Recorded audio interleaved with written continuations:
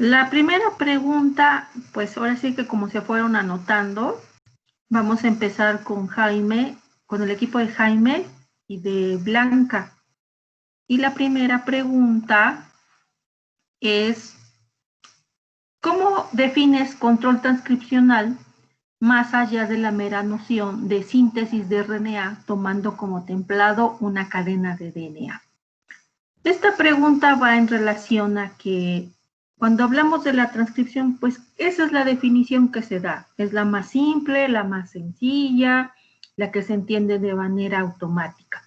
Pero conforme ya hemos estado platicando en clase y hemos estado teniendo pues ahorita esta lectura de artículo, ¿ustedes se quedan con esa definición o cómo ven la definición de transcripción? Entonces me gustaría que si pudieran abrir su cámara, pues para que también los vaya yo conociendo, porque hasta ahorita no hemos tenido oportunidad. A ver, Jaime, tú tenías levantado y después Blanca. Ok, bueno, lo que pusimos Blanca y yo fue que, bueno, como usted lo mencionó, ¿no? Teníamos la idea vendada de lo de la transcripción del ARN y nada más llegábamos hasta el reconocimiento de la caja Tata y ya no. Entonces, con esto y con lo que mencionó en la clase anterior, bueno, le decía a Blanca que fue como que si nos hubieran dado una cachetada y diciendo, no, estás mal, porque se nos olvidó totalmente que el ADN está compactado en la cromatina, ¿no? Entonces, también habla mucho el artículo de que se necesita desdoblar un segmento de ese ADN compactado entre las histonas para que pueda llegar la maquinaria basal. Y también no solamente es eso, sino es que la maquinaria basal necesita de otros factores que son los correguladores, los cuales se dividen en correpresores y coactivadores, que van a ayudar a la maquinaria basal a poder tener, bueno, yo lo entendí como una mejor, no lo quiero decir, pero lo voy a tener que decir como comunicación para que pueda hacer todo este proceso. Y también, pues con las ideas que usted nos dio antes, que es mucho más lógico, que el ADN no se ve aislado, sino que está inmerso en interacciones químicas, físicas y biológicas. Entonces, bueno, nuestra respuesta fue un poco más para allá porque no tengo ahorita abierto el PDF. Jaime, de hecho de eso se trata, de que expresemos lo que discutimos, nuestras ideas, más que leer ahorita el texto que ustedes redactaron para contestar el cuestionario. Lo que me interesa es que ustedes puedan hablar y expresarse y podamos ir pues puntualizando nuestras ideas, ¿no? Blanca, ¿qué más puedes aportar a la discusión de esa pregunta? Sí, bueno, creo que me pareció el artículo muy interesante porque, de hecho, como que abre un poco más la forma en la que pensamos que es la transcripción. Me parece que lo interesante es que empiezas a entender que hay otras cosas que influyen en el proceso, que no solo es la caja Tata y permite el inicio de la transcripción, sino que poco a poco te vas como subiendo de nivel y vas conociendo que hay un sinfín de interacciones entre todos los elementos de la transcripción. Activadores, la maquinaria basal, los elementos en sí. Entonces, creo que es muy interesante conocer también cómo ciertos estudios empezaron a dar esas ideas y cómo se fueron uniendo poco a poco los procesos y las técnicas permitieron que también comenzáramos a formular hipótesis para entender el proceso. Entonces, en mi caso, creo que la transcripción es un proceso muy importante que incluso se puede relacionar con otros procesos celulares y es curioso que en cada organismo sea diferente, ¿no? Por lo mismo que comentaba Jaime, hay muchas interacciones físicas, biológicas y químicas que pueden causar como que la transcripción sea muy diferente, ¿no? Y el conocer que no solo hay activadores y represores, sino que también hay otras proteínas que permiten la comunicación entre la maquinaria basal y los activadores o represores, es sumamente interesante y como que vas uniendo poco a poco. Y luego viene el tema de la cromatina, y entonces, pues creo que la transcripción no es como solo la formación de una proteína a partir bueno, la obtención de ARN a partir del ADN, sino que es una serie de interacciones y que también va a depender mucho de condiciones externas. Ok, Blanca, entonces, esa idea de que la transcripción es la síntesis del RNA, pues sí, es cierto, pero ya queda corta a lo que hemos estado estudiando, ¿no? Lo que se ha estado investigando y estudiando con todas estas nuevas metodologías, ¿no? Implicaría un proceso altamente regulado, dinámico, complejo, en el cual hay una interacción de diferentes componentes en tiempo y en espacio. Transcribir un gen no implica nada más que ya llegaron las proteínas, quién sabe de dónde, y la cajita tata y ya, ahí, y se sintetiza el RNA, sino requiere del reclutamiento y de la interacción de manera temporal y espacial y precisa entre elementos en cis y en trans para que se pueda controlar de manera altamente específica el estatus transcripcional del gen, ¿no? Y lo interesante es que pues esto nuevamente son cuestiones de combinatorias, porque como les decía yo en un ejemplo, tomando el cuerpo de un animal o de o de nosotros mismos, ¿no? Tenemos diversos tipos celulares, tenemos, no sé si 450 o 500 diferentes tipos celulares, que si uno los compara morfológicamente y funcionalmente, son distintos unos de otros. Sin embargo, genéticamente son idénticas. El genoma de todas las células que constituyen nuestro cuerpo es el mismo, exactamente el mismo. ¿Cuál es la diferencia entonces para que una célula sea, por ejemplo, una neurona sea tan diferente a una fibra muscular, una fibra muscular sea tan diferente a un linfocito, o unas células estas de la retina, como los conos y los bastones, sean tan diferentes a un adipocito? Si tienen exactamente el mismo material genético, ¿qué es lo que hace?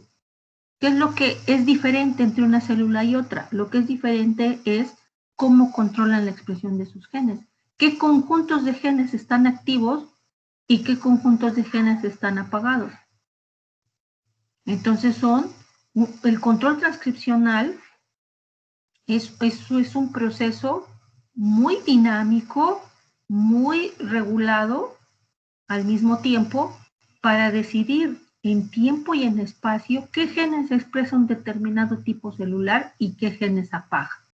¿Qué genes va a encender ante determinado estímulo? ¿Qué genes va a apagar? ¿Qué tasa transcripcional de ser rápida, ser lenta, ser por determinado tiempo va a sucederse en tiempo y en espacio? Pero insisto, nuevamente son combinatorias de interacciones entre elementos en cis y elementos en trans, incluyendo a lo que ya ahorita estudiamos que eran los correguladores, que eso incrementa el número de combinatorias posibles. Bueno, ¿alguien más de otro equipo que quisiera aportar para completar la respuesta a esta pregunta?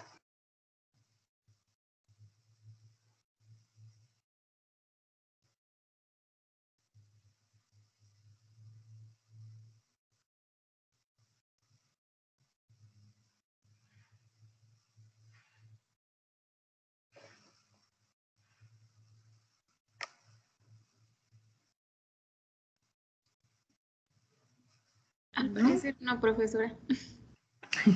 ¿Por qué no les gusta participar? Me cuesta mucho trabajo que hablen.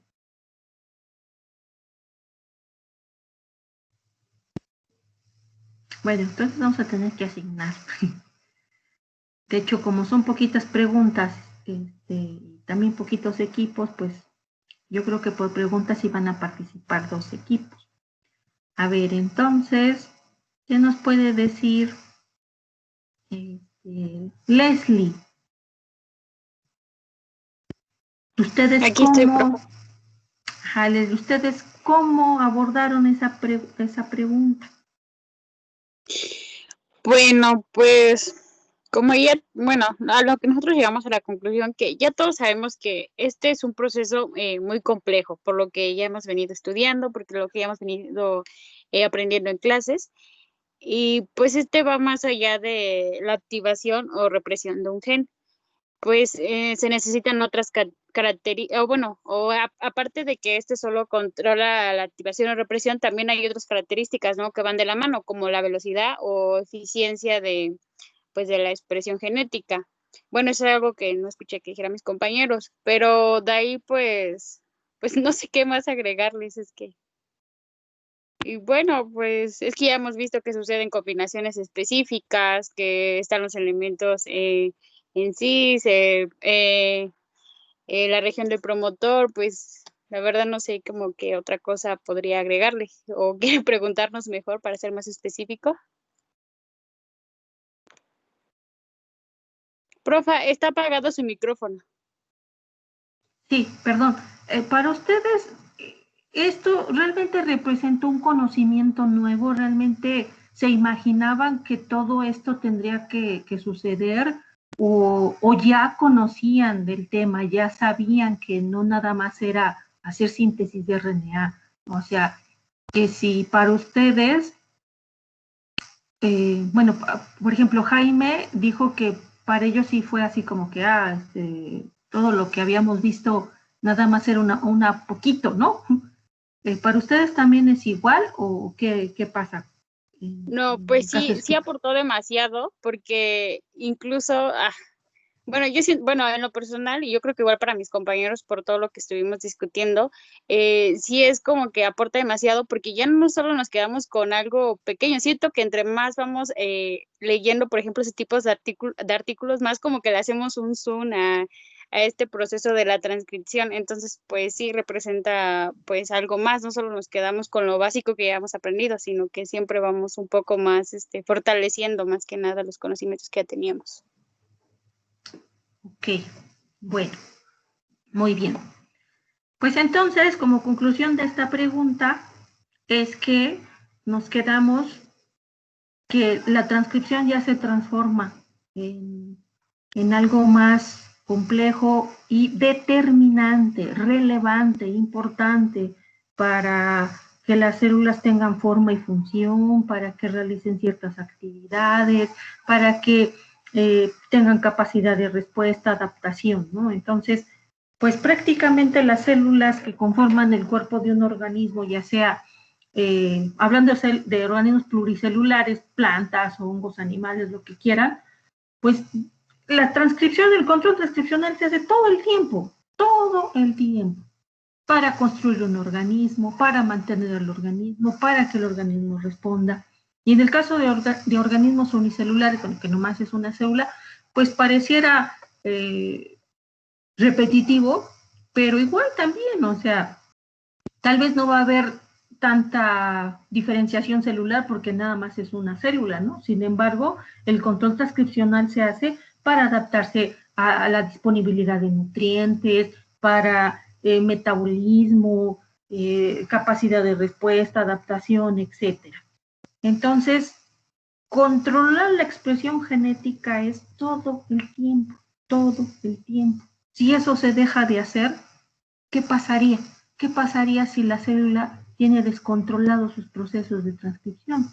Si hay genes que no se tienen que estar transcribiendo, pero se transcriben, o genes que se silencian, que deberían de silenciarse, no se silencian. Estaría involucrado ahí un mecanismo ya de descontrol de control transcripcional y entonces pues esto nos llevaría a un caos, ¿no? La célula pierde forma y función, ya no hace lo que debe de hacer. Ok, entonces, pues como conclusión es eso, que veamos que estamos analizando un proceso muy complejo y muy relevante. A ver, Jaime, tenías levantada tu mano. Sí. A ver, voy a prender mi cámara a ver si es que sirve. Es que luego se tarda.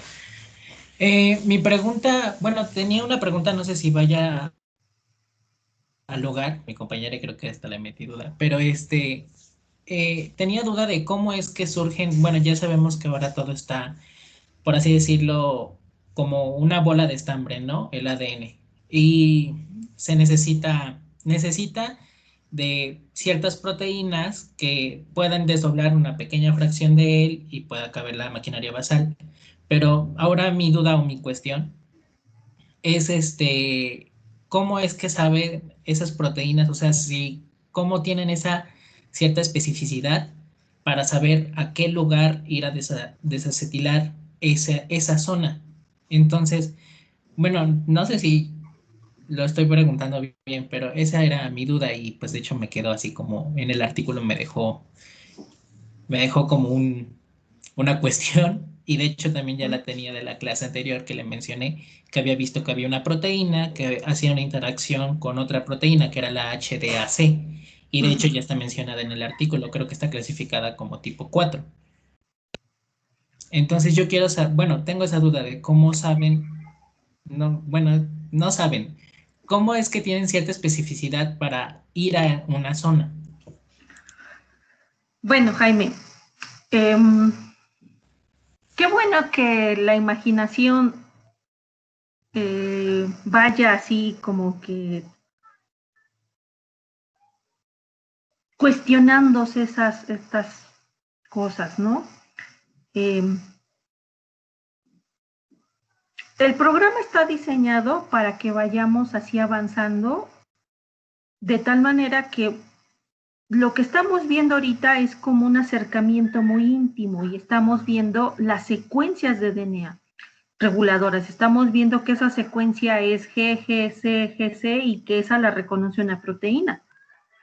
Pero después vamos a alejarnos un poco y vamos a ver que como tú mismo mencionaste, los genes no están estirados, los genes no están perfectamente así lineales y las secuencias reguladoras perfectamente accesibles a las proteínas de regulación, sino que los DNAs están empaquetados en las histonas conformando la cromatina.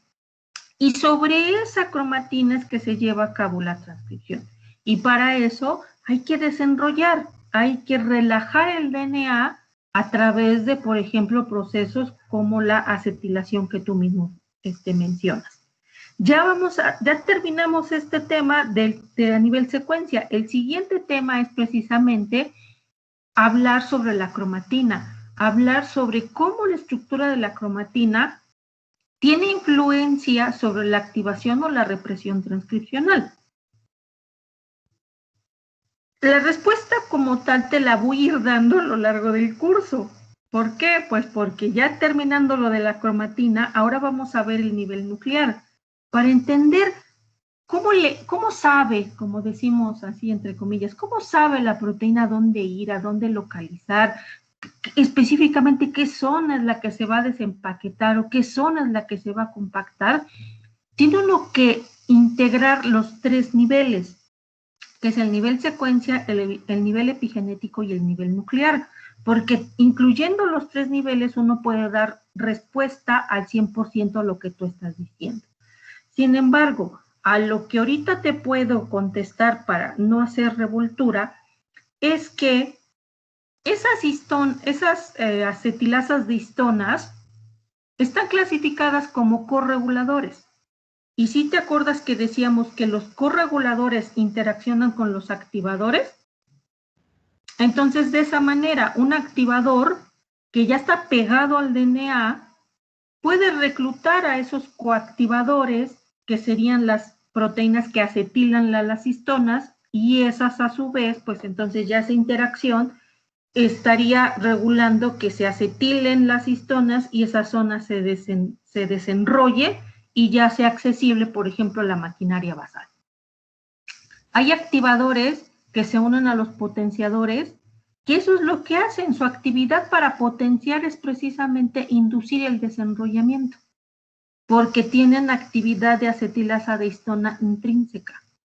O sea, se unen al DNA, pero aparte tienen una actividad de acetilación de histonas intrínseca. Entonces, abren el DNA, abren la cromatina, más bien dicho, y con eso se reclutan las otras demás proteínas, y entonces ya es como desencadenar este proceso para la activación transcripcional.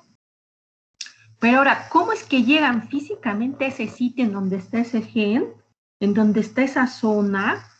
Tiene que ver con la arquitectura del núcleo, con la organización interna del núcleo, que más allá de comprender que el DNA sea una bola de estambre, vamos a ver cuando veamos núcleo que no es una bola de estambre, sino que hay regionalización dentro del núcleo para poder formar sitios activos de la transcripción.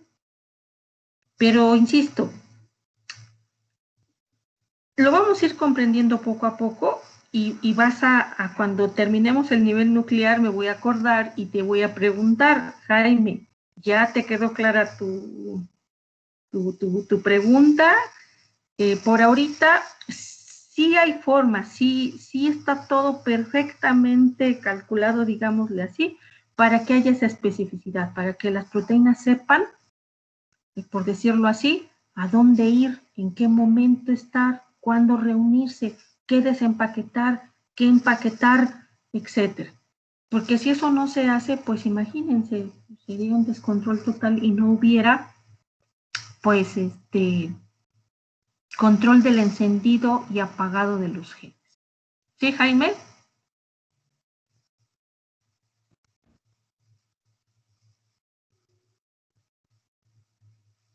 Sí, profesora.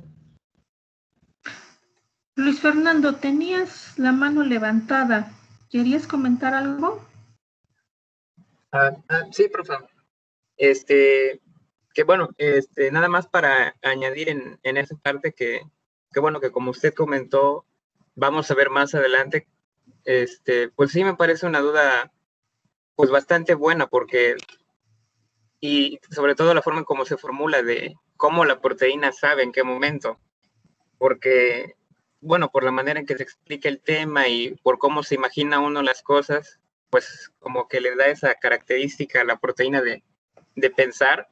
Pero bueno, recuerdo que hay una parte del artículo donde más o menos menciona del núcleo, que tenía que ver con la condensación de la cromatina dependiendo de la fase del ciclo celular, y creo que de que cuando estaba, bueno, lista para transcribirse, se estaba más cerca de los poros nucleares. O bueno, creo que eso es lo que recuerdo que decía.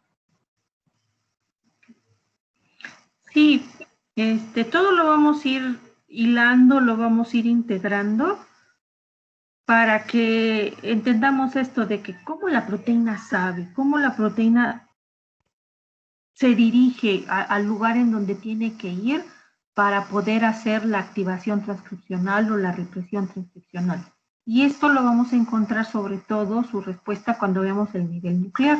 Ahí vamos a retomar esta pregunta y de hecho, como dice Luis Fernando, ¿verdad? Pareciera que las proteínas saben, pero pues en realidad más bien son interacciones entre ellas. Y a mí lo que me sorprende es el aspecto evolutivo. ¿Cómo esta armonía tan sincronizada es que ha llegado a aparecer? ¿Cómo es que evolutivamente estos mecanismos son tan precisos, tan exactos, tan extraordinarios? De hecho, por eso el artículo me gusta. ¿Cómo se llama el artículo? Se llama respuesta orquestada. Pareciera que esto es casi como una sinfonía, ¿no? Es una orquesta en la cual cada quien debe de tocar un instrumento en un tiempo, en un espacio. Si pensamos en una orquesta sinfónica como que si ese fuera el genoma y cada uno de los integrantes de la orquesta es un gen, cada uno de los genes está tocando una nota y las notas tienen tono, las notas tienen duración y cada uno tocando, cada gen tocando su nota, incluso los silencios, o sea, hay momentos en que los instrumentos quedan en silencio. Eso sería como la represión transcripcional, por así decirlo. Entonces, como cada gen tocando a determinado ritmo, a determinada velocidad, con determinada nota, se crea una orquesta, se crea una melodía, y esa melodía es armoniosa, y eso sería el buen funcionamiento celular, ¿no? Sería que las células están teniendo forma y función adecuada, para lo cual están cumpliendo y colaborando para una función de un tejido y de un órgano, hablando de organismos multicelulares. Pero si por ahí un gen empieza a tocar mal, empieza a tocar una nota que dure más de lo que debe, ¿cómo se va a escuchar la sinfonía? Para ahí vamos a escuchar una nota fea, ¿no? Y todo se va a salir de contexto. Eso sería un error en el control transcripcional haciendo esa analogía. Y eso ya daría a que ya no está funcionando bien, ese gen está transcribiéndose erróneamente a una velocidad que no debería, o está transcribiéndose cuando no debería estarse transcribiendo, y eso provoca patologías, provoca enfermedades, provoca pérdida de función. ¿Sí? Entonces, pues por eso me gusta ese artículo, porque incluso del nombre podemos referirnos a la transcripción como un proceso altamente organizado, orquestado, sincronizado, etcétera. ¿Ok? Bueno, yo sé que el artículo incluye cosas de cromatina y que todavía no lo hemos visto. Lo que pasa es que actualmente todos los artículos que tienen que ver con transcripción, ya no puede uno separar estas informaciones. Casi todos incluyen nivel secuencia, nivel cromatina y nivel nuclear. ¿Por qué? Porque es un proceso que se da en el núcleo, y ahí están esas tres cosas que nosotros las estamos viendo por separado, pero que ya visto de manera integral, pues la transcripción incluye el reconocimiento de secuencias, la estructuración de la cromatina y la posición que ocupa la cromatina en el núcleo. Por lo tanto, es difícil separar, pero con fines didácticos lo vamos explicando poco a poco para que vayamos entendiendo y vayamos integrando la información. ¿Sí? Entonces, lo de la cromatina, pues lo vamos a retomar, y cuando veamos las clases van a ver que va a tener mucho más sentido lo que acaban de leer, y que lo vamos a complementar también con otros artículos. ¿Ok? Bueno, vamos a pasar a la siguiente pregunta, que dice: explica ampliamente la hipótesis del coactivador o adaptador, tomando en cuenta su origen y evolución. Esta pregunta le voy a pedir al equipo de Valentina y de Lisette que nos la respondan. A ver, Diana también está, ¿verdad? Es Valentina, Diana y Lisette, ¿verdad? Sí, profesora. Bueno, a ver. Va a participar primero Valentina, ¿no? No sé. ¿O quién quiere de las tres?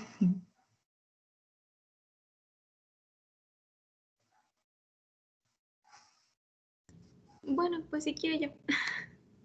Dale, Valentina, a ver. Bueno, primero la hipótesis, más que nada, bueno, esta hipótesis de coactivador y coadaptador, más que nada nos habla sobre que estos coactivadores y coadaptadores eran esenciales o requeridos para la transmisión de la información para la maquinaria en el ARN polimerasa, ¿no? De la transcripción, eran más que nada muy requeridos. Entonces, pero antes de esa hipótesis, empezó la diversificación de los factores, que se dieron cuenta de que pues tanto como procariotas y eucariotas sí requerían de estos mecanismos de transcripción, o de estos factores, pero en las eucariotas vieron que había muchos factores, y que intervenían muchos más factores que en los procariotas. Y, por ejemplo, eran interacciones entre promotores y potenciadores específicos pues de diversos genes. Y no sé si las demás quieran apoyar algo. A ver, Lisette, ¿qué más nos puedes aportar en esta respuesta?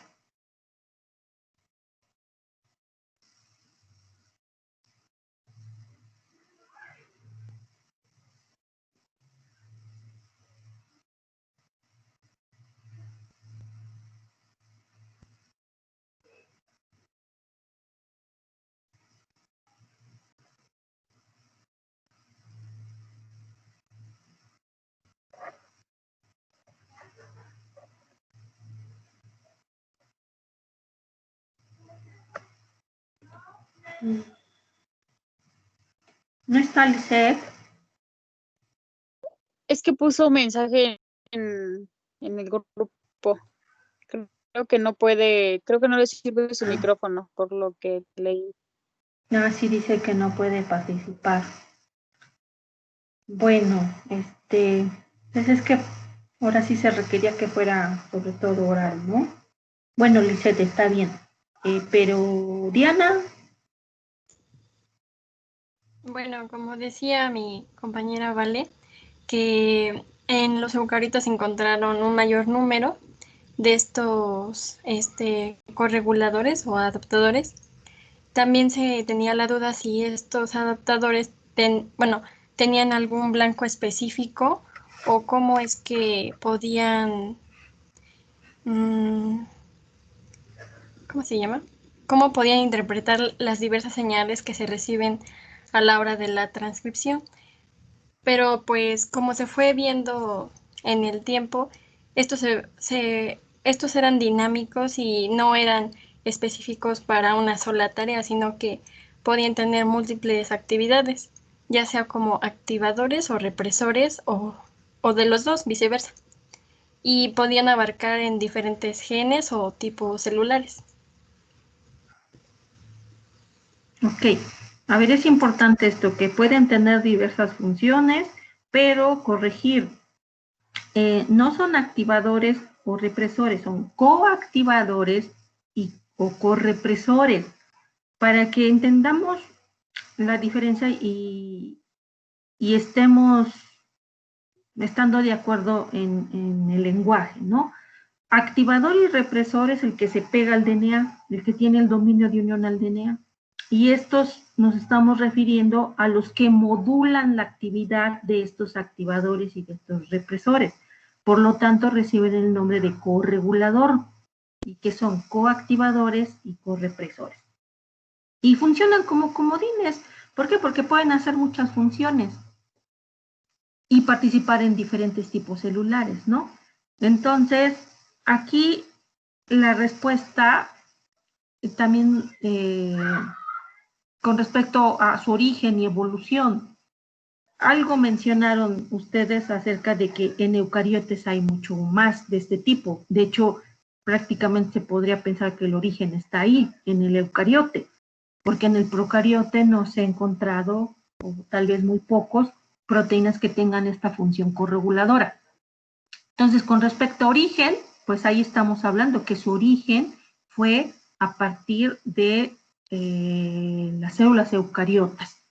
Y con respecto a su evolución, ahí mencionan en el artículo algo que se me hace importante de aclarar. Como por ejemplo, dice que Valentín usó la palabra esencial. Sí, sí son esenciales, pero ya viéndolo desde el punto de vista de cómo estudiamos la transcripción. Por ejemplo, el mediador. El mediador es esencial, es un corregulador, es esencial para que la transcripción sea altamente eficiente y potenciada. Pero, ¿por qué surgen? O se originan en el eucariote. Ahora, En términos evolutivos, el artículo menciona que porque eran necesarios. Realmente en evolución se puede hablar de necesidad. Realmente hablamos, hay incluso un libro que se llama El azar y la necesidad. Las cosas surgen por necesidad. Los correguladores son esenciales, son vitales para que la transcripción sea regulada, específica, potenciada, etcétera, ¿no? Pero en cuanto también a su origen y a su evolución, su aparición en las células eucariotas, dicen que es por una necesidad, pero en términos evolutivos, ¿existen necesidades?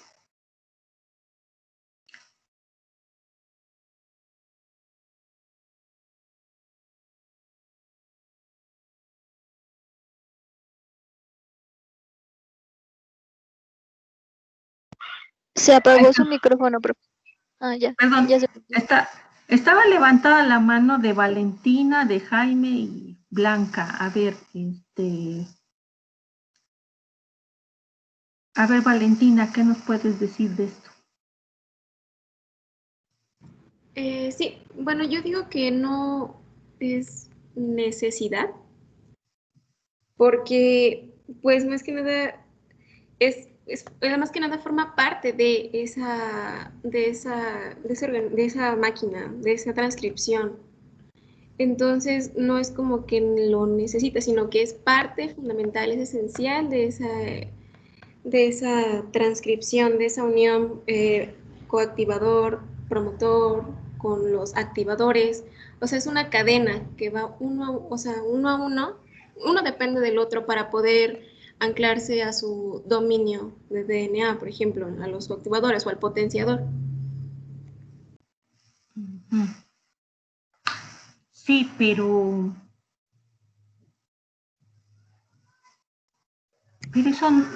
no, todavía no nos explicamos entonces el porqué de su origen. Miren, a ver,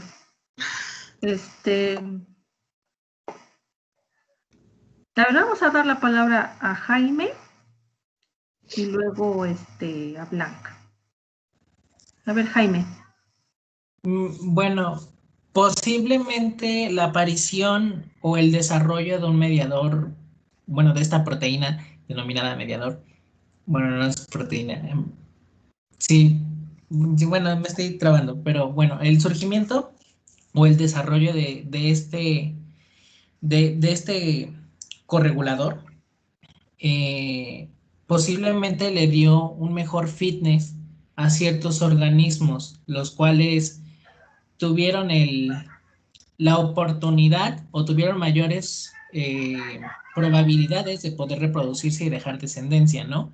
También en el artículo mencionan que como tal el mediador, por ejemplo, lo mencionan que en la levadura el mediador está muy relacionado con el ARN polimerasa 2 y que este interactúa con un sitio denominado CTD. Y comparan lo comparan con el mediador del humano in vitro y pues de hecho descubren que el mediador es un conjunto de unidades y que pues estas interactúan indirectamente con este sitio de la ARN polimerasa 2. Entonces, tal vez la diferenciación entre los mediadores les dieron cierto fitness a cada tipo de organismos, ¿no? Entre procariontes y eucariontes, y tal vez los que no llegan a presentar como tal un mediador no tuvieron la misma probabilidad de poder dejar descendencia. Sin embargo, ya sabemos que no es necesariamente el adaptarte o morirte, sino es que te reproduzcas. Inclusive pudo haber organismos que no desarrollaron un mediador tan complejo como en el de los humanos, como en el de la levadura o en el de las procariotas, sino que también tuvieron chance de reproducirse y encontraron otro ambiente el cual pudieron dejar descendencia sin necesidad de tener tantos cambios molecularmente hablando de esa estructura. Hay algunas cosas que habría que puntualizar, pero vamos a dar la palabra a Blanca para que yo les haga yo un resumen. Bueno, yo creo que el hecho de que hablemos de su evolución tiene que ver también con otros aspectos muy relacionados. Por ejemplo, tal vez la evolución del corregulador se fue dando por otros procesos. Tiene que ver mucho, hablábamos hace rato que tiene que ver mucho la interacción del exterior, ¿no? El tipo de célula.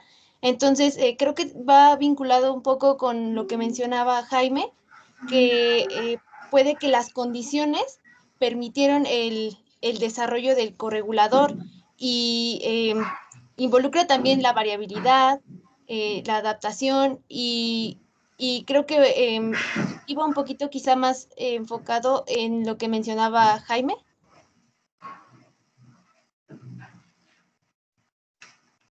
Ok. Sí, Blanca, ¿todavía estás hablando? Ah, no, ya no, profa. Ya, ok. Sí. Diana, ¿querías mencionar algo? Sí, que bueno, por lo que leí yo me imaginé que tal vez los correguladores fueron apareciendo por lo mismo de que fue aumentando en la célula un nivel de complejidad y como los procariotas no tienen organelos membranosos como el núcleo, que en este caso es muy importante, conforme los eucariotas sí lo fueron teniendo mayores niveles de complejidad que les pedían o les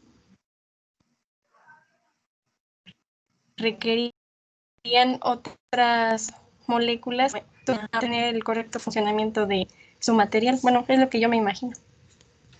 Ok, muy bien, Diana. Esa es gran parte de la respuesta. ¿Sí?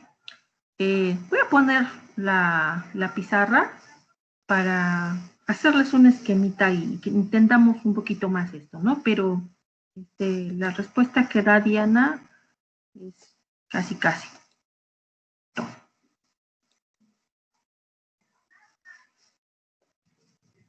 Miren, estamos hablando de células procariotas. Estas no tienen complejo mediador. El complejo mediador es a partir de la célula eucariota. ¿Sí? Entonces, por ejemplo, el procarionte,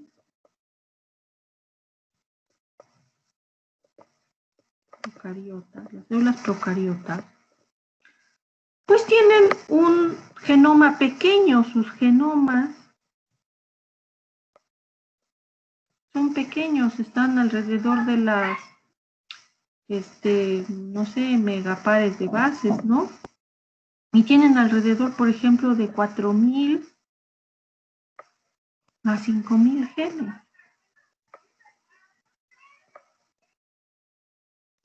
Aquí no hay correguladores.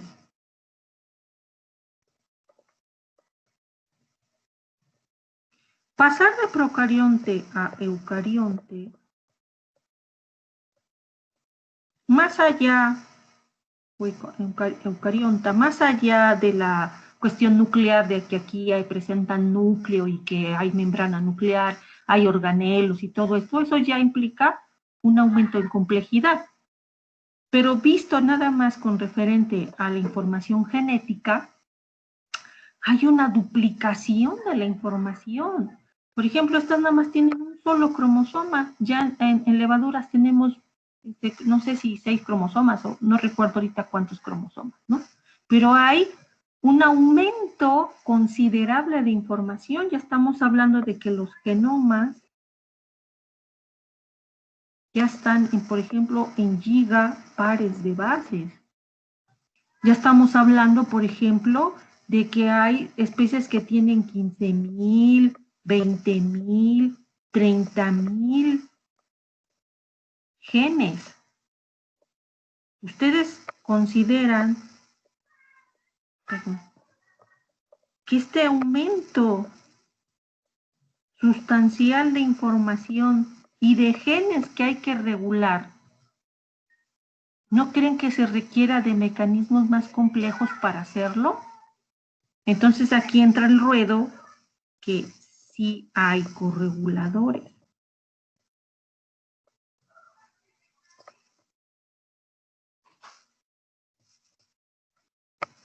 ¿Por qué? Porque hay un aumento en la complejidad, un aumento en la información.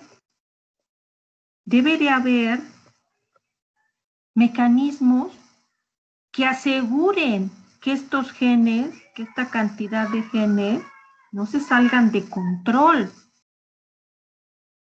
Ya con esto no es suficiente, con puro activador, represor.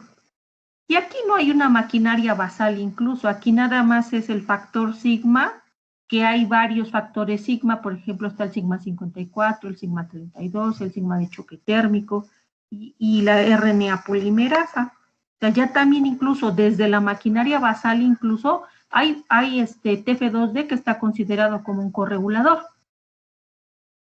Pero con esto que está aquí ya no es suficiente para darle un control temporal y espacial a un número superior de genes. Aquí podría uno explicar entonces que el origen de los correguladores, ciertamente, aquí sí podría uno pensar que es necesario, por eso utilizar esa palabra. Aquí es necesaria la presencia de más proteínas que puedan funcionar con diferentes actividades para modular la actividad, aumentan el número de combinatorias para poder controlar la expresión de esta cantidad superior de genes, ¿sí? Pero la palabra necesidad hay que utilizarla con cuidado. Es necesario desde el punto de vista de requerimientos para controlar la expresión de una gran cantidad de genes, pero desde el punto de vista evolutivo no podemos decir necesidad, porque estaríamos cometiendo un error. Entonces, lo que vamos a hablar es de la variación.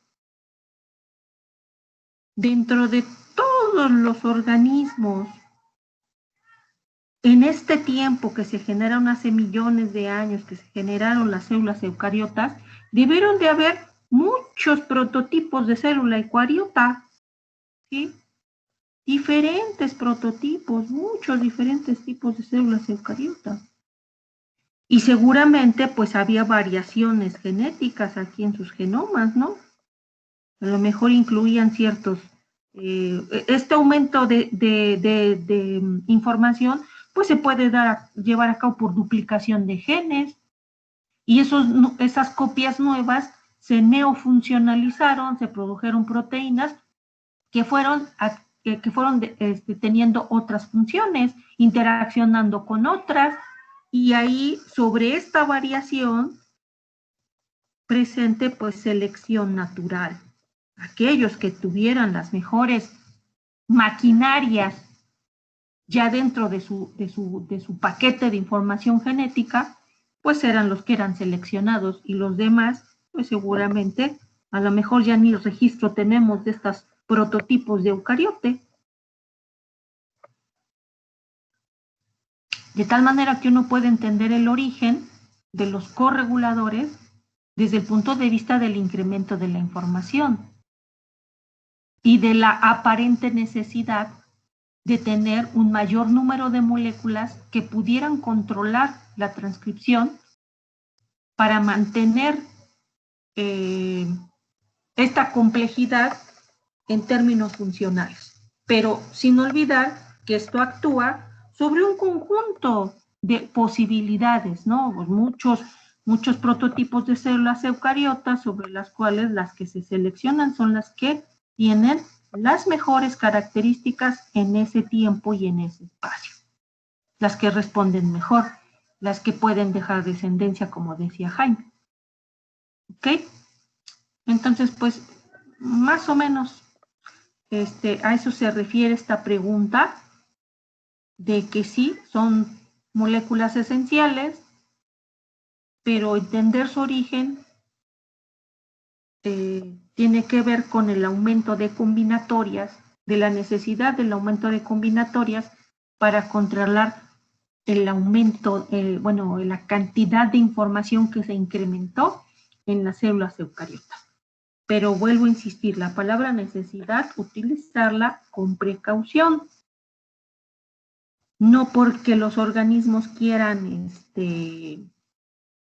o deseen una cuestión de como evolución lamarckiana, ¿no? No se evoluciona por deseo ni porque yo necesito esto, ahora lo hago y pues ya, ¿no? No, sino más bien la palabra necesidad, entenderla en ese contexto, ¿ok? Bueno, Blanca, ¿querías participar? ¿O ya no? Ah, no, profa, es que la dejé arriba desde hace rato. Bueno, pero entonces, ¿sí queda clara esta pregunta?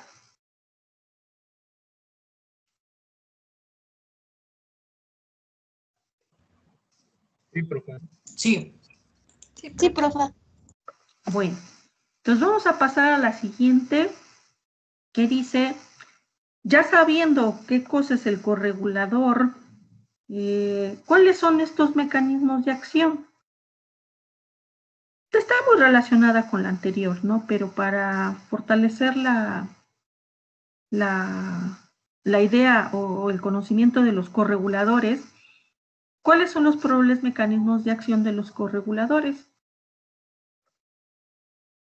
Está, a ver, por favor, que nos contesten. A ver, Yuritsi.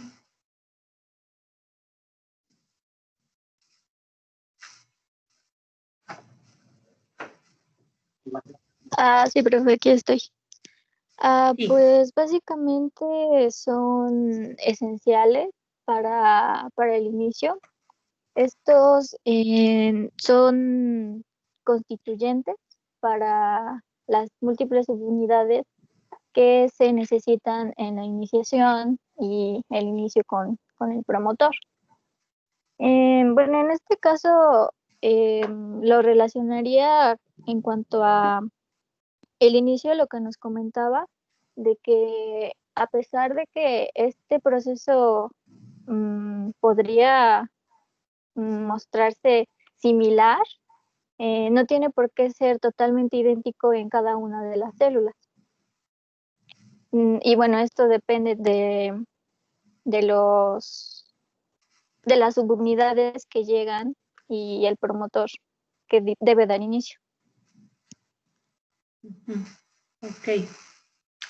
Entonces, prácticamente, ¿cuál es el mecanismo de acción de estos? Es por interacción proteína-proteína, ¿vale? Los correguladores interaccionan proteína-proteína con los activadores, también con los represores, porque también hay correpresor, y estos a su vez pueden mandar información con la maquinaria basal. De hecho, como les decía yo, TF2D está considerado como parte de las subunidades que conforman al TF2D son consideradas como correguladores. Entonces, incluso ahí nuestra idea también de cómo funciona el corregulador se tiene que ampliar, porque no nada más es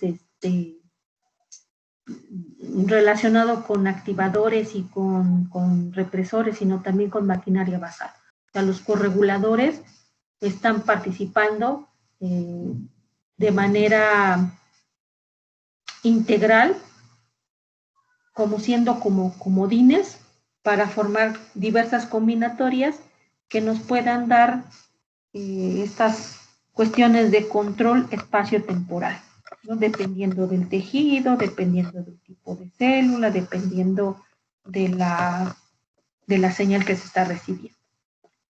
Bueno, la siguiente pregunta dice, relacionándolo también entonces, ¿cuáles son las 5 clases de correguladores transcripcionales? ¿Cómo están clasificados? A ver, esta que nos la conteste Dulce y María Fernanda.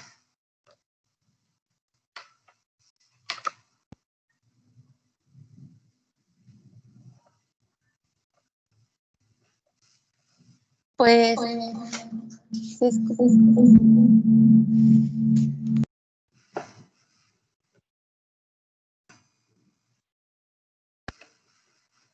A ver, si quieren primero Dulce y que nos den las 3 primeras Dulce y los 2 últimos María Fernanda.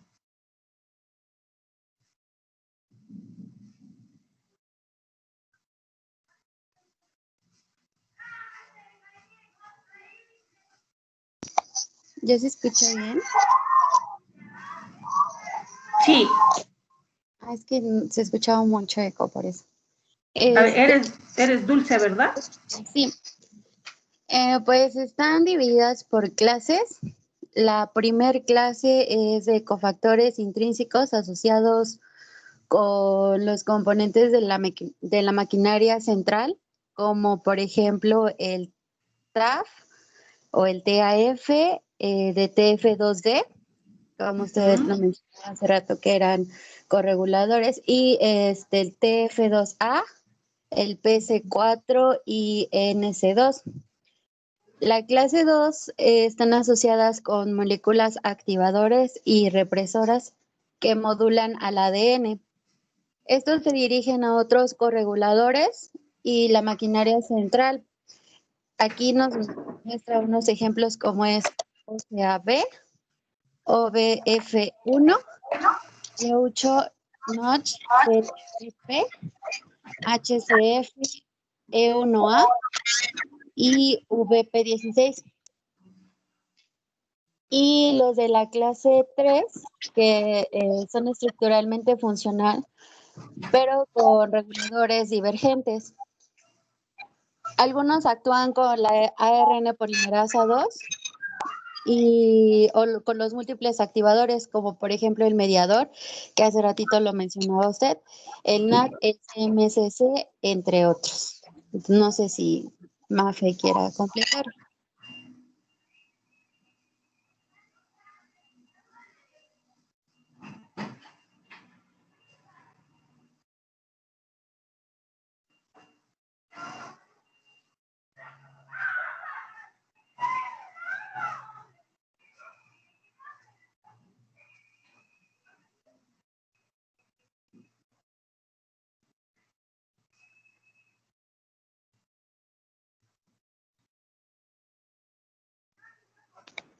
Creo que no está mi compañera, o no sé.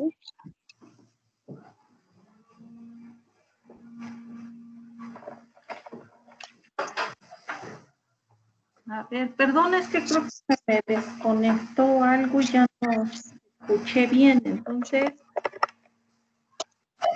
¿Hasta dónde? A ver, perdón. A ver, perdón, Yuritsi. Ah, no, tú no eres Yuritsi. Dulce.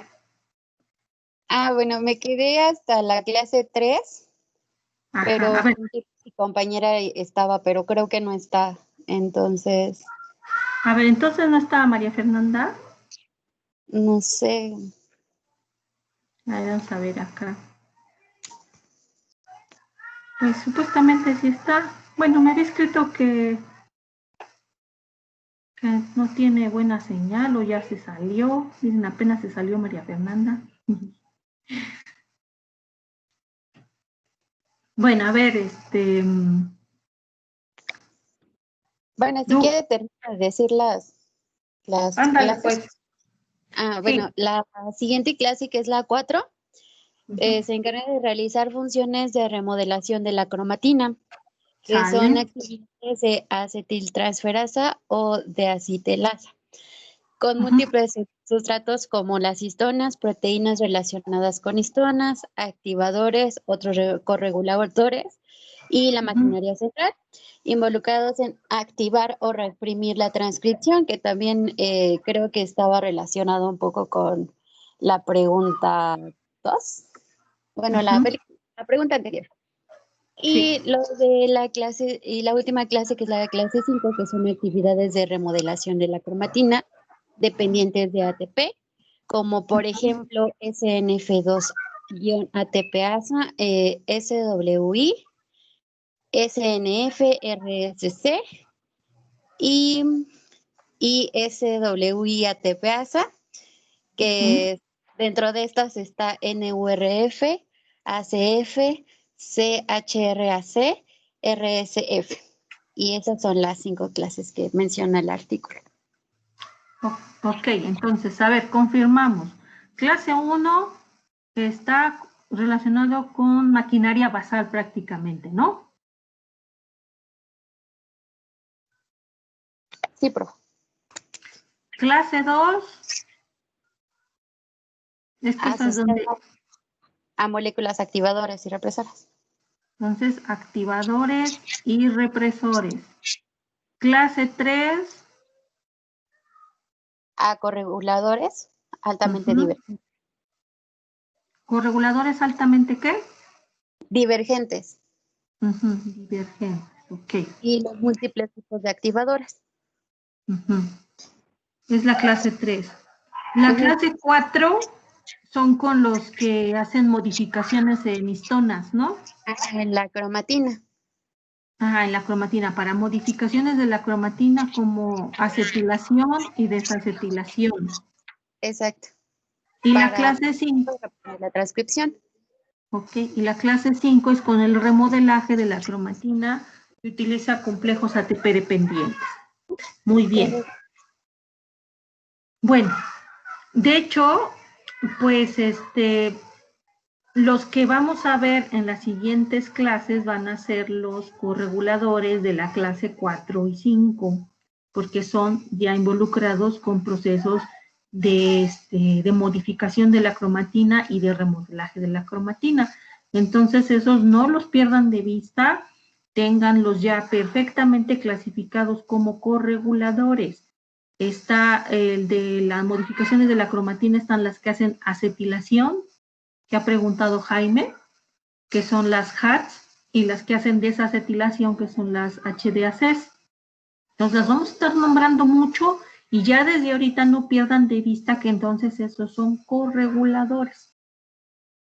Y también los factores de remodelaje ATP dependiente también son correguladores y pues son de la clase 5. Ok. Entonces pues nos estamos dando cuenta que imagínense, veníamos pensando en una caja TATA y en una RNA polimerasa. Y eso es lo que era para nosotros la transcripción, ¿no? Casi. Caja TATA, RNA polimerasa. Y si cuando nos recordábamos y nos quedaba muy bien el conocimiento, pues ya sabíamos que TF2A, TF2B, TF2E, TF2E, TF2H, ¿no? Pero ahora, ¿a qué vamos? Pues ya estamos viendo que no nada más es la caja TATA, sino que son diversos tipos de secuencias en sí, con muchas proteínas reguladoras, maquinarias basales, activadores, represores, y ahora vamos a meterle entonces los correguladores. Reunir todo eso en un gen, en un tiempo y en un espacio, pues está complejo, ¿no? Está difícil. Sin embargo, las células lo hacen todo el tiempo, de manera eficiente, de manera rápida. Y cada gen que compone el genoma de cada especie, en cada célula, en cada organismo, en todo, pues está llevando a cabo el control. Entonces, imaginen la enorme tarea que es controlar la expresión en cada célula del humano, por ejemplo, controlar su expresión de esos 30,000 genes. Bueno, vamos a pasar con la siguiente pregunta, que dice, ¿en qué consiste el modelo de el ensamblado paso a paso? Esta, por favor, que nos la conteste el equipo de Leslie, Luis Fernando y Valeria. A ver, primero Leslie. Ok. Bueno, este modelo, como ya lo dice pues su nombre, que es paso por paso, nos propone que los elementos que están involucrados en la transcripción, pues incluyendo a los reguladores y a los correguladores, pues en este se va a dar como un ensamblaje escalonado, en el que la adición de los elementos se va a adicionar uno, pero va a interaccionar con el siguiente, o sea, como si fuera un tipo de cascada, se va a dar este modelo más que nada. Y bueno, lo primero por lo que inicia es por el ensamblaje la modulación de la cromatina, que me gustaría que alguien de mis compañeros igual hablara, porque si no voy a decir casi todo. Sí, no te preocupes. Bueno, pues, como ya dijo mi compañera, este modelo propone, bueno, lo asemeja mucho con la evidencia que ya se había visto del estudio in vitro de la formación del complejo de inicio de la transcripción de la maquinaria basal, en donde, bueno, se van añadiendo los cofactores generales uno a uno, que la adición de uno hace que provoca un cambio en el complejo que permite que se una otro, y así. Entonces, de manera similar, los correguladores estarían actuando de esa manera. Entonces, lo primero que sucedería sería que se tiene que modular la cromatina por la interacción de factores acetiltransferasas, de histonas, que van a hacer el cambio para dejar como transcripcionalmente activo el nucleosoma. Y bueno, luego estarían los reguladores específicos de secuencia, que, bueno, dependiendo de qué elementos, de la combinatoria en específico que hay de estos reguladores, es que se va a tener acceso a la secuencia específica de ADN que se va a transcribir, y es donde entran los demás factores de transcripción y la maquinaria central. Ajá, pero más que nada se refiere al proceso de ensamblado del complejo de preinicio, que sería, pues, como le hemos estado nombrando, la maquinaria basal. Y ahí da una serie de pasos en los cuales dice, a ver, primero llega luego luego sobre todo para la formación del complejo de preinicio. ¿Sí lo discutieron en ese sentido? Bueno, nos habíamos centrado... Bueno, ¿ibas a hablar, Leslie? No, adelante, ahorita. Bueno, es que nos habíamos centrado como en los mediadores, pero bueno, porque creo que me parece que también formaban complejos, pero sí recuerdo que decía de los cofactores, que primero se unía TF2D, bueno, TF2D, y que parte de, como un componente de TF2D estaba TF2B, que era para reconocer data. No, TBP. TBP. Sí. Y bueno, que después llegaba TF2F para formar el complejo abierto, y ya después llegaban TF2C y TF2H. Bueno, a eso se refiere, aunque el orden no es tan así. A ver, Valeria está, que es también del equipo.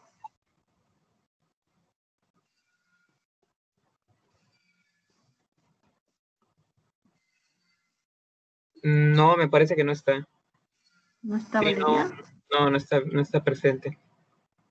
Bueno, entonces, Jaime tenía levantada la mano. ¿Tú querías participar?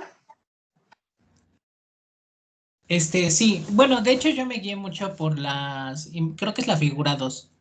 Y abajo literal viene descrito que el ensamblaje de la maquinaria basal, pues inicia más que nada, lo ponen ahí cuando ya está TF2D, pero me guié también por el artículo y también mencionan que TBP pues está muy relacionado con TF2D, y pues para eso tiene que ser el reconocimiento de la caja TATA por TBP, que recluta, bueno, viene en parte ya intrínseco con TF2D, y después va a reclutar TF2A, TF2B, y de ahí va a llegar la ARN polimerasa 2, y se van a reclutar TF2F, TF2C y TF2H.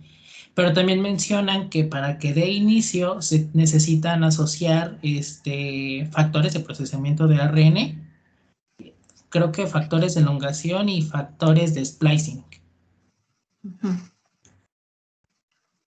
Bueno, más que nada, el modelo paso a paso es precisamente como lo menciona Jaime, en el cual se va reclutando la maquinaria de preinicio, así como lo dice, paso por paso, formando especie de andamiajes moleculares, en el que el primer requisito es el reconocimiento de la caja TATA por TBP, que forma parte de TF2D, luego se recluta TF2D, TF2A, y después RNA polimerasa, pero que viene acompañada por TF2F. Luego ya llega TF2E, TF2H y se forma el complejo cerrado. De ahí TF2H, con su actividad de licasa, abre el DNA y entonces ya forma el complejo abierto y aparte fosforila a la RNA polimerasa 2 para activarla y empieza la etapa de elongación. Ese sería el modelo paso a paso. ¿Ok? Ahora, el modelo de preensamblado. Nora y Brenda, ¿quién lo explica?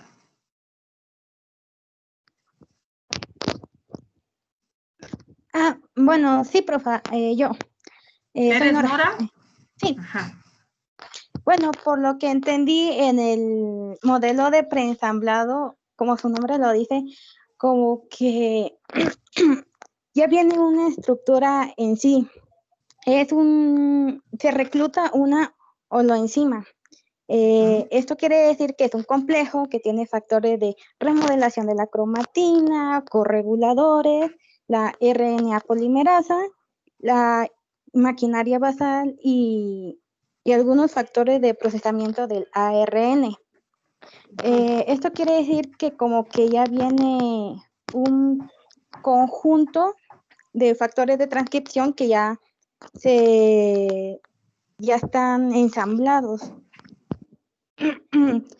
Pero no entendí mucho en sí este modelo de preensamblaje, pero según lo que decía el artículo, pues facilita una respuesta rápida de los reguladores que reclutan a la maquinaria basal.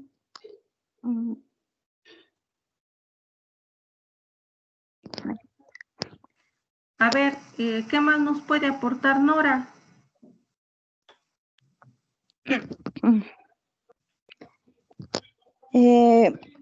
Bueno, también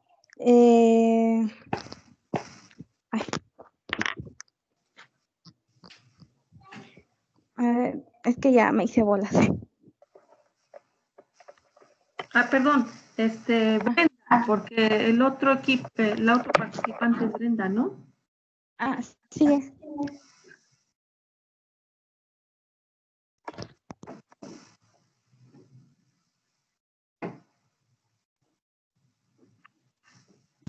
Bueno, yo también me hice bolas con la pregunta. Ay, perdón. Perdón, tengo mucho eco.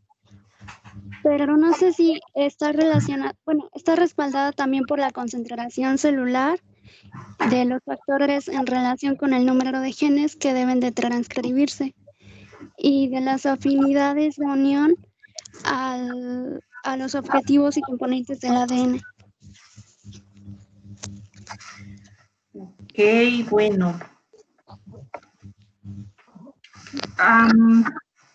¿Alguien, aparte de Nora y de Brenda, tiene más dudas o qué le entendió al modelo del preensamblado?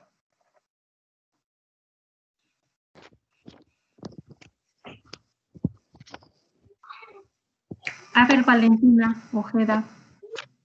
Sí, la verdad no sé si le entendí bien al modelo, pero mi duda era que si ya está la holoenzima y es un complejo que va directo hacia el promotor o a la parte cis para ejercer la transcripción, los demás elementos de cis, ya sean los proximales, distales, ¿la interacción ya fue antes o va a ser igual durante la transcripción? No sé si todavía sigue ahí la interacción uno a uno. Bueno, Hay que entender en el modelo del preensamblado que por lo menos se necesita dos cosas. Debe de estar ya pegado a la caja TATA el TBP y el TF2D. Sí. O sea, ese es un primer paso. Y ya después el resto se recluta, como dicen ustedes, como una enzima, que ya incluye a RNA polimerasa, al resto de los factores de la maquinaria basal, como TF2F, TF2C, TF2H, ya incluye también a correguladores como las diacetilasas de histonas, puede incluir también ya el complejo mediador, ¿no? Entonces, debe de haber un requisito. Por lo menos debe de estar TF2D ahí pegado ya a la caja TATA para que pueda llegar el preensamblado y entonces ya pegarse.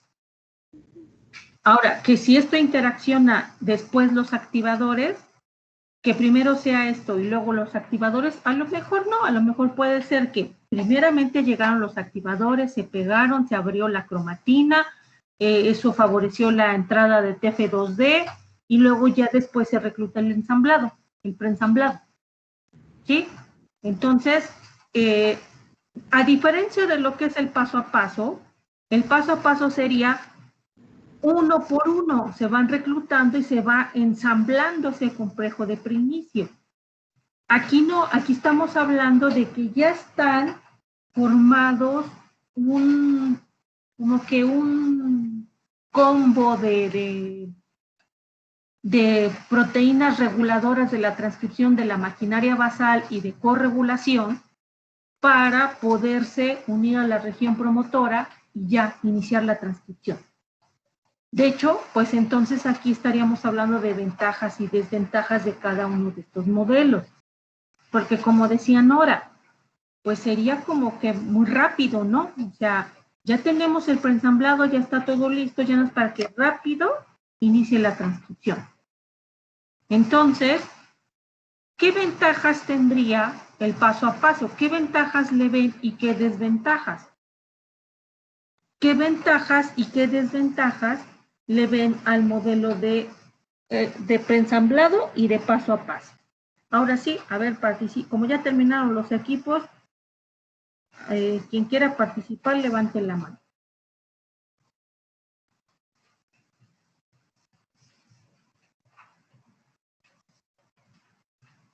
A ver, Brenda, Guadalupe. Bueno, pues en el caso del preensamblado tendría que ser para aquellos genes que se tienen que transcribir a una velocidad muy alta y muchas veces. Y en el de paso a paso, yo creo que es para aquellos genes más convenientes en donde solamente se tienen que transcribir una o pocas veces, porque pues si hay algún error, es más grave. Ok. Esa es una muy importante, ¿no? Dependiendo del gen y dependiendo de su requisito de transcripción, si necesita una transcripción inmediata, o sea, por ejemplo, un estímulo ya se necesita transcribir después de 5 minutos del estímulo, que requiere una transcripción muy temprana, pues es más fácil seguir una transcripción por modelo de preensamblado, ¿no? Porque se necesita una respuesta rápida, inmediata, temprana, para que se dé la activación transcripcional, ¿no? Pero aquellos genes que requieren una transcripción ya tardía, en la cual se pueden expresar después de horas del estímulo, pues podría ser útil el modelo paso a paso, por el cual no se necesita tanta rapidez y entonces se va por el modelo de paso a paso. Sin embargo, pues ahí tendrían una cuestión de desventaja, ¿no? Decía ella que su compañera que podrían ocurrir errores. ¿A eso a qué se refiere? Que si es paso a paso, si el modelo es por transcripción paso a paso, implicaría que llegaran uno por uno, y si uno no se recluta, pudiera ser que quedaría a error, y entonces la transcripción no se hace de manera eficiente, porque estarían reclutándose uno a uno, uno a uno, uno a uno. Y ya con un preensamblado ya está la maquinaria como tal, ya nada más lista para transferir. Pero eso implica también otra cuestión. Pero antes de que yo se las diga, me gustaría escuchar qué más ventajas y desventajas le ven a cada uno de estos modelos. Nora, tú tenías la mano levantada. Sí, profesora. Bueno, también lo que yo había entendido es que en el modelo paso a paso, como usted también había mencionado, al ser un modelo un poquito más despacio, se podría decir, es más específico y es mejor en cuanto al reclutamiento de la maquinaria basal, porque como usted lo había dicho, es pasito a pasito, entonces se da cuenta si falta algo o si algo está mal que podría, que hace que la transcripción no se lleve a cabo correctamente. Al contrario del modelo de preensamblado, que como es muy rápido, puede haber muchas fallas, ya que estos llegan ahora sí que en bolita y es menos específico. Ajá, esa es otra de las razones. Entonces, estamos hablando de velocidad, estamos hablando de especificidad también. ¿A qué se refiere también esto de que sería menos específico el preensamblado? Es que resulta complicado partir de preensamblados cuando hemos estado hablando de que hay combinatorias, ¿no? Que hay combinatorias de proteínas reunidas para controlar la expresión en cada gen. Entonces, tendríamos un montonal de preensamblados, resultaría poco eficiente, resultaría poco creíble que se partiera de un preensamblado, pues porque si cada promotor de cada gen hay combinatorias de secuencias y que por lo tanto reclutan combinatorias de proteínas, imagínense tener preensamblados para cada gen, pues resultaría poco probable y eficiente. Y en cambio, hacerlo paso a paso, pues daría mejor funcionamiento de que estuvieran llegando las proteínas, estuvieran interaccionando, estuvieran formándose las combinatorias y entonces ya se diera el control específico, temporal y espacial. Sin embargo, en el modelo del preensamblado, se supone que ese preensamblado, que esa holoenzima, no es que contenga a todos los elementos requeridos para la transcripción en un gen en particular, sino que contiene elementos como que generales para cualquier gen. ¿Qué requiere cualquier gen? Pues requiere remodelar cromatina, requiere remodelar,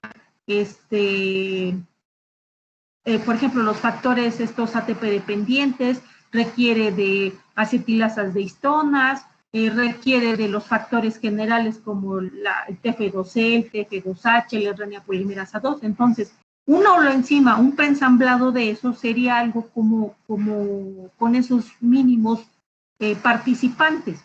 Entonces, tendríamos solamente pocas versiones de preensamblados para que la transcripción entonces de esa manera fuera rápida, para que se reclutaran proteínas específicas requeridas para la combinatoria en un gen, el preensamblado y entonces ya la transcripción inicia. ¿Ok?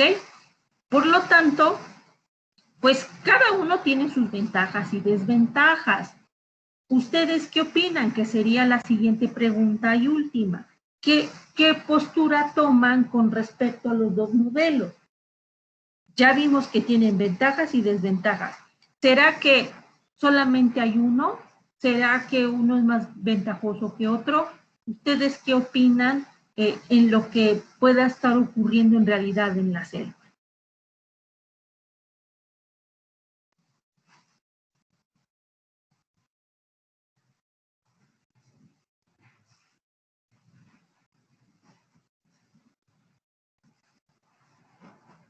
Blanca, por favor.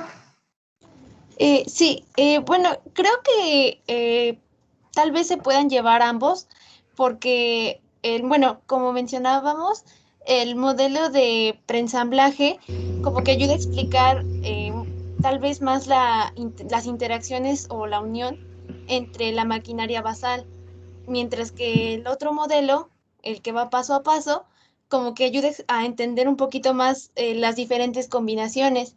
Entonces, tal vez el tipo de ensamblaje que ocurra en el momento de la transcripción puede depender también mucho del tipo de célula o de otros factores como lo que veíamos de la cromatina. Entonces, creo que en mi caso, tal vez como que me gusta un poco más cómo suena el modelo de paso a paso, porque ya entiendes cómo participan los correguladores, pero también creo que el de preensamblaje ayuda a entender más lo que ocurre con la maquinaria basal. Entonces, creo que ambos son muy importantes para entender la transcripción. Ajá. Pero fisiológicamente, ¿ustedes qué opinan? ¿Habrá uno, nada más de los dos? ¿Estarán los dos? ¿O qué piensan?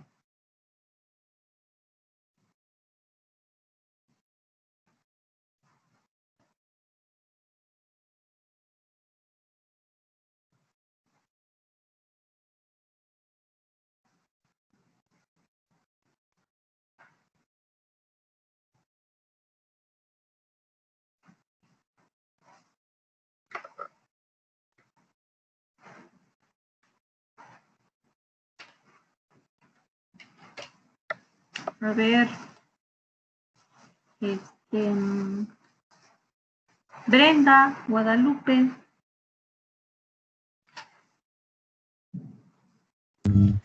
Bueno, coincido con mi compañera.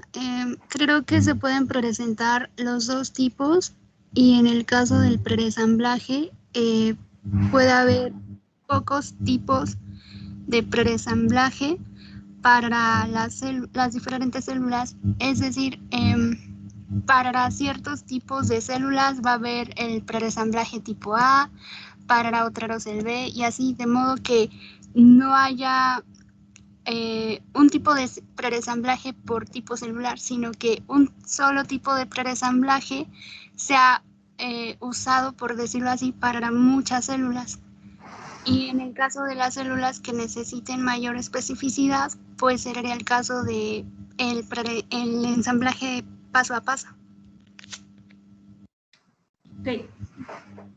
Yo más bien pensaría que no es dependiente del tipo celular, sino más bien que en todas las células están presentes los dos mecanismos. ¿Por qué? Porque en cada célula hay muchos genes que controlar. Entonces, algunos genes de un tipo celular necesitan transcripción rápida, mientras que otros necesitan transcripción tardía. Otros necesitan mayor especificidad, otros a lo mejor con su preensamblaje fácilmente se puede estar controlando la transcripción. Entonces yo más bien pienso que en cada célula están presentes los dos modelos, fisiológicamente hablando. Todo va a depender de qué requisitos se necesita para cada gen en cada tipo celular. ¿Sí? Y podríamos partir que no es que sean tantos preensamblados presentes, sino que sean pocos preensamblados que tengan requisitos mínimos, proteínas mínimas, para poder ser utilizados por diferentes genes. Claro que podría haber también preensamblados específicos de tejido, a lo mejor habrá un preensamblado específico para un determinado tipo celular que varíen en pocos componentes con preensamblados de otros tipos celulares. ¿Sí? Entonces, regresamos nuevamente a la cuestión de combinatorias. A lo mejor el modelo del paso a paso, les voy a decir por qué nos gusta más. Nos gusta más porque estructuralmente, en términos de formar el conocimiento, o sea, nosotros cuando queremos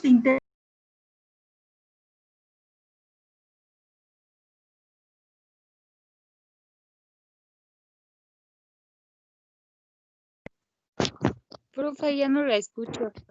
Profesora, ya no se escucha. No, no se escucha.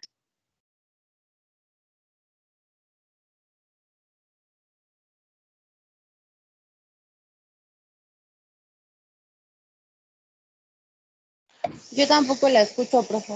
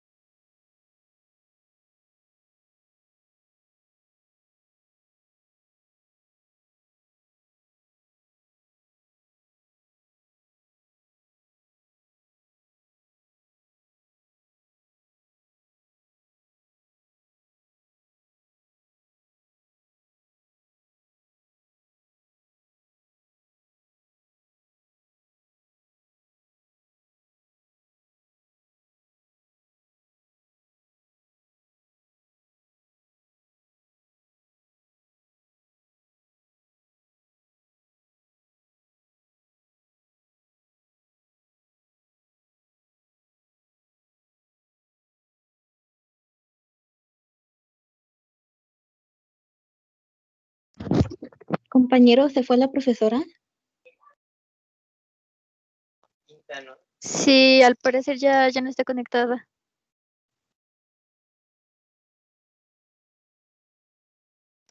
Pues opino que nos esperemos los 5 minutos que restan. A lo mejor se desconectó para ver si ya le agarraba la red. Sí, pues ya solo falta poco. Sí.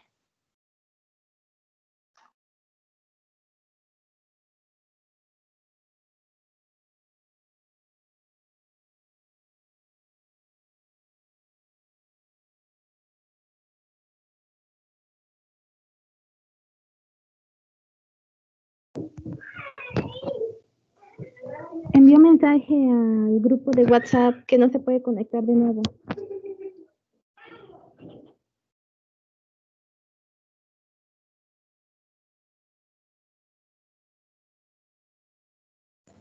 Gracias por el aviso. Adiós.